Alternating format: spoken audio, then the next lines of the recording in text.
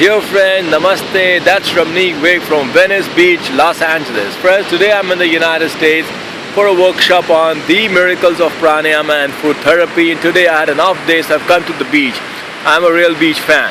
So friends, today I shall be telling you about guidelines for practicing pranayama. This is one of my very favorite topics, and that's what I'm going to be discussing with you today here, friends. Friends, the following are the guidelines for practicing pranayama. The first guideline is that, friends, you got to have complete faith in your practice. So until you've got full faith in your practice, you can never get the results. So faith in your practice is paramount. That's my first important guideline as a pranayama practitioner. The second guideline, friends, is regularity of practice. Friends, in all my books I write a very simple line. The line states, skipping a day amounts to skipping a week. That means if you've skipped even a single day of your pranayama practice, whatsoever you've earned in the past 1 week, all that is gone. That means, friends, there is practically no room for skipping. You never skip your pranayama practice. Friends, I also got cancer 3 times, and the third time I got cancer, the cure rate was not even 1%. But pranayama and food therapy helped me to get a new life. Now it's been over 11 years, I never got the cancer back because I've been very regular with my pranayama practice. So friends, you got to remember, never ever skip a single day of your pranayama practice. The third guideline is, friends, that you got to do 2 sessions every day. The first session you can do once you get up in the morning and before you have your afternoon lunch. So that's the time you should complete your first session between those few hours.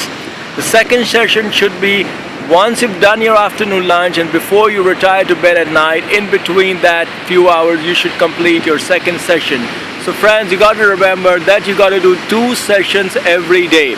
And the time what you take in session 1 and session 2 should be just the same. The pranayamas, what you do in session 1 and what you do in session 2 should be just the same. So everything is just about the same. The next guideline, the fourth guideline, friends, here is that remember that in all pranayamas you got to practice abdominal breathing. That means we practice abdominal breathing for all pranayamas. Abdominal breathing means that when you breathe in, abdomen should expand, and when you breathe out, it should contract. Friends, you got to remember that we practice abdominal breathing in all pranayamas. Now friends, let me tell you this, that there is only one pranayama which is an exception. There's a pranayama called Bhastrika chest pranayama in which we follow chest breathing. Friends, remember, except Bhastrika chest pranayama, in all pranayamas you got to follow abdominal breathing. Friends, the next the next guideline is that you got to follow the ratios in pranayama. Now, pranayama is a complete science in itself, and it has 4 pillars, namely inhalation, internal retention, exhalation, and external retention. And the ratio between these 4 are 1:4, 2:4. So friends, remember to follow the ratios, because if you don't follow the ratios, you will never get the results. So friends, remember to follow the ratios as you're doing your pranayama. The next guideline, friend, is about the bandhas. Now bandhas are the locks what we form in our body while practicing pranayama.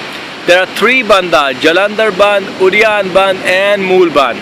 Now friends, you got to remember that whenever you are doing internal retention of breath, you must apply Jalandhar Bandh. And friends, whenever you are doing external retention of breath, you must apply all 3 bandhas: Jalandhar Bandh, Udyan Bandh, and Mool Bandh. So friends, make it a point to be very careful as far as bandhas are concerned, because bandhas are the locks in what we form in our body, so that the energy what is being created doesn't get dissipated out. The next guideline, friend, is that you should be very cautious of your diet. As a pranayama practitioner, you should remember that pranayama and food therapy go hand in hand. Even the workshop what I take, that is called Workshop on the Miracles of Pranayama and Food Therapy. Now friends, you got to be very cautious of your eating habits. Remember, whatever food you take is either good or bad for your system.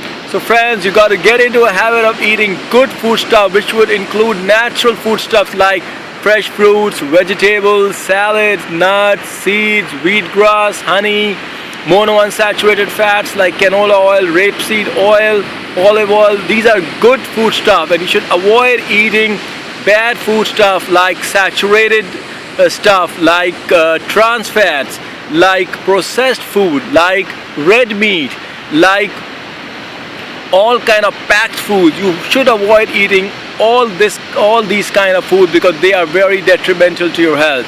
The next guideline, friend, is that you should maintain a diary for yourself. I would recommend all my students to maintain a diary for themselves where they can write that how much pranayama have they been doing every day and how they feel after the doing pranayama. That's very important.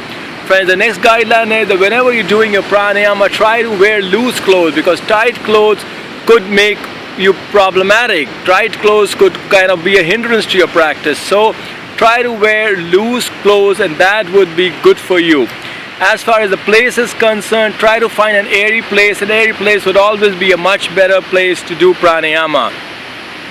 So friend, these are the basic guidelines what you got to keep in your mind as a pranayama practitioner, and you must abide to these guidelines because that way you're going to get much better and much quicker results. Friends, so that's RAMNEEK WIG signing off from Venice Beach, Los Angeles. Friends, I must tell you here that I also take a lot of workshops and I take courses on the miracles of pranayama and food therapy.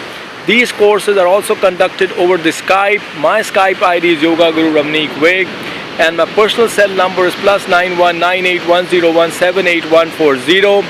I have over 350 videos on YouTube. You can check them out also. My YouTube address is youtube.com/Yoga Guru RAMNEEK WIG and my website is www.ramneekwig.com. I also have a page on Facebook. You might like to check that out.